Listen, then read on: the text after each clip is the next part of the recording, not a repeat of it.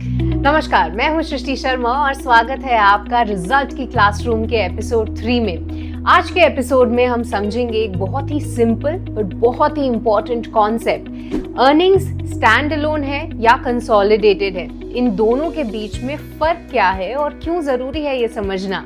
क्योंकि आप जब भी कोई अर्निंग्स को टीवी पे देखते हैं या रिपोर्ट्स पढ़ते हैं तो आपको हमेशा ये जो वर्ड्स हैं वो दिखेंगे, चाहे वो स्टैंड अलोन हो या कंसोलिडेटेड। बट क्या है इसके बीच का डिफरेंस, आइए समझते हैं।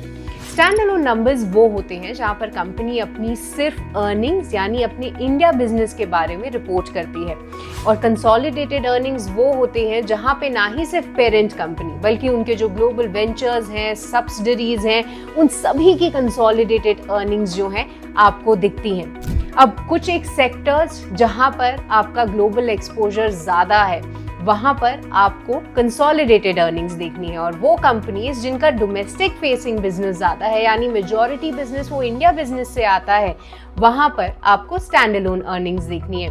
अब आपको बता दें कौन से हैं वो अहम सेक्टर्स जहां पर इन दोनों के बीच का जो फर्क है वो देखना ज्यादा क्रूशियल हो जाता है।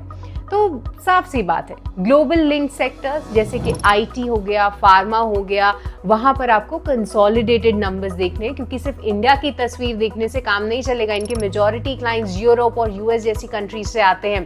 बात करें डोमेस्टिक फेसिंग बिजनेस की, जहां पर एनबीएफसीज या बैंक्स आमतौर पे इनके स्टैंड अलोन अर्निंग्स होती हैं, क्योंकि यहाँ पर उनका मेजॉरिटी बिजनेस इंडिया से ही आता है जब तक कोई एक बड़ी ग्लोबल सब्सिडरी ना हो।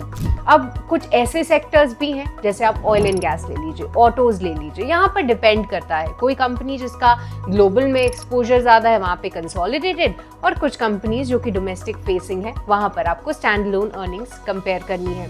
अब ये जानना इंपॉर्टेंट क्यों है, क्योंकि देखिए स्टैंड अलोन आपको सिर्फ इंडिया की तस्वीर बताएगा, सिर्फ पेरेंट कंपनी की तस्वीर बताएगा, पर पूरे ग्रुप किस तरीके से परफॉर्म कर रहा है ये पूरी तस्वीर जो है आपको कंसोलिडेटेड अर्निंग्स में ही साफ होती है। तो याद रखिए, इंडिया स्टोरी जाननी है तो स्टैंड अलोन, या फिर पूरी ग्लोबल स्टोरी जाननी है तो कंसोलिडेटेड अर्निंग्स।